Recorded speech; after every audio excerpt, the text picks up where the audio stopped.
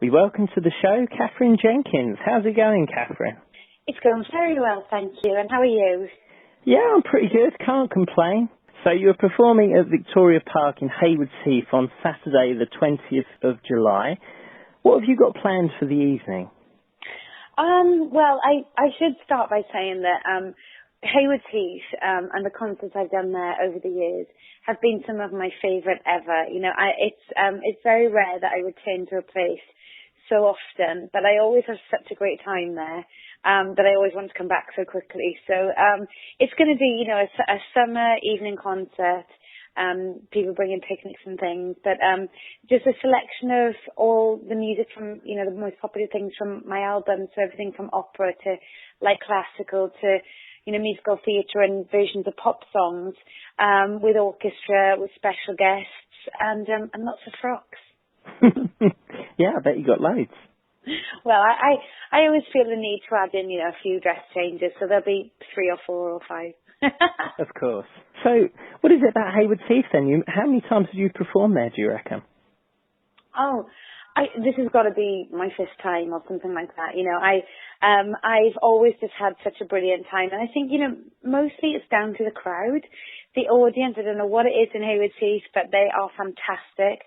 They're always, you know, really, really up for it, really welcoming. It's always just so much fun. So I'm really, really excited to be returning. Yeah, it'll be great. So that's on the 20th of July. You're also going to be performing at Her Majesty's Coronation Festival Gala in July. How big is that to you? Oh, it's, you know, it's huge. And I think no matter how many times you've, you know, sung at something where Her Majesty, you know, is in attendance, I don't think it ever loses its, you know, its shine. And that for me, I will be just as nervous as I was the first time. I want to do my very best, but I think, you know, with it being such a wonderful celebration and a wonderful occasion, I feel very honoured to have been asked to perform for her. Do you still get nervous before you sing? I don't normally get nervous as a rule. I mean, I'm pretty calm, which I'm grateful for because, you know, I do want to feel like I, you know, go out and enjoy, whereas I've seen some performers that, you know, are really quite ill before they go out on stage, but I'm as calm as I am, you know, talking to you when I go out on stage.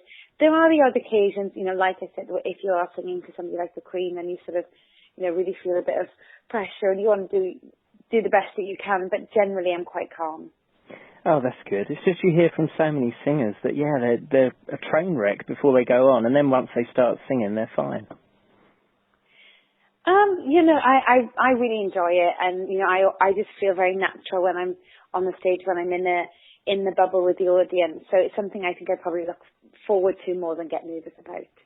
That's great. So who are some of the people to influence your career? Oh, so many. I didn't discover classical music for quite a long time, so I was about 14. So it was really sort of all the divas, but from different eras of music. So, you know, somebody like Doris Day or Judy Garland or Edith Piaf. My dad loved Shirley Bassey and my mum loved Celine Dion and Tina Turner.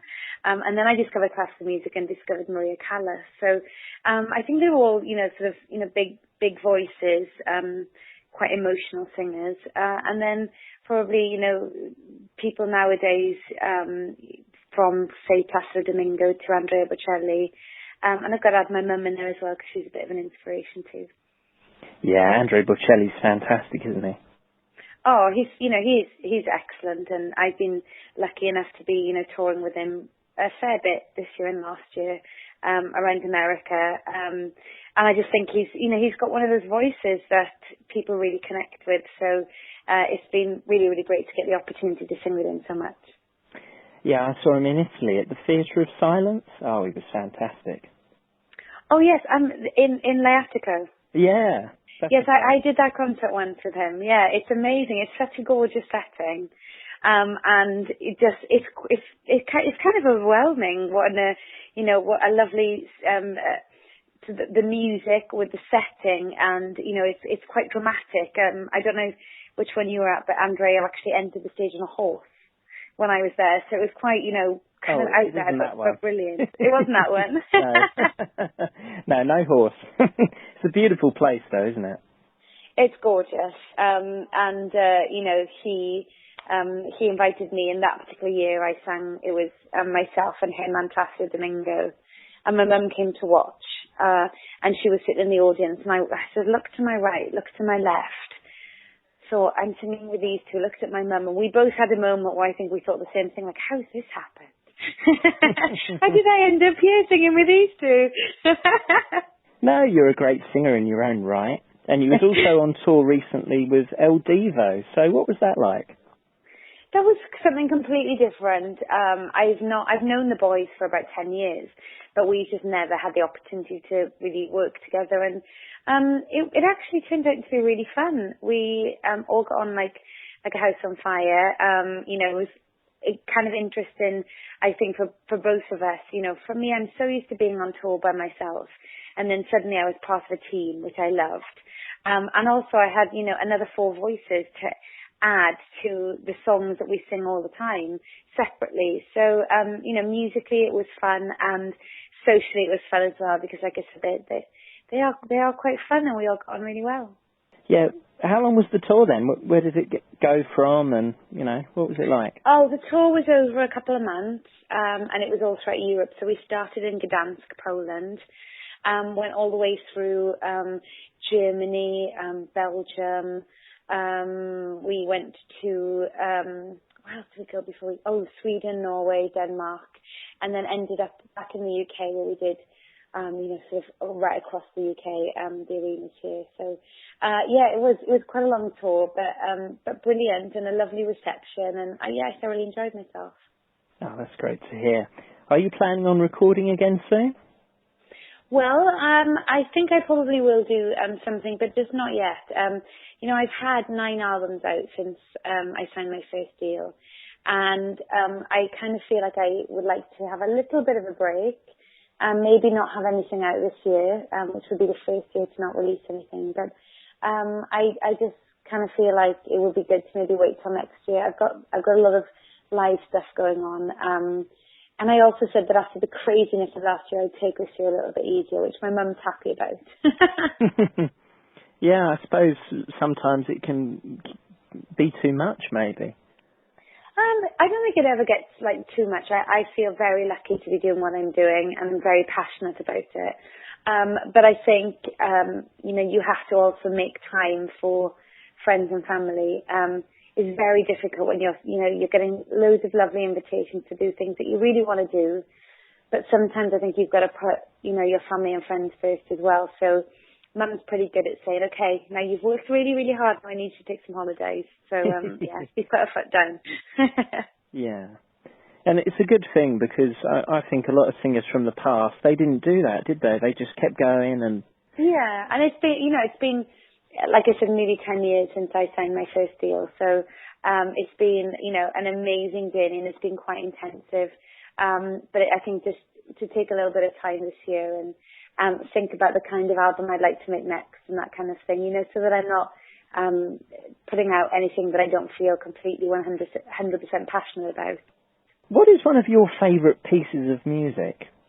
It depends what I'm in the mood for. If I want to if I want to sit there and cry over something, then I would put on maybe some Tosca, maybe Maria Callas singing, something quite dramatic and heartfelt and tragic. That would definitely get me going. I just did the London Marathon. And so for something like that, you need really upbeat music. So maybe something like Beyonce or Rihanna, or, something kind of non-related to what I do, but is high energy and makes you want to run. Yeah, I suppose you can't to opera, really, can you? Not that I know of. I mean, I guess some people would, but, for me, it's nice to be able to switch off when I need to train. Yeah. So how did you do at the marathon? Was it good? Oh, it was a wonderful day. Obviously, it's very hard, and it was my first one.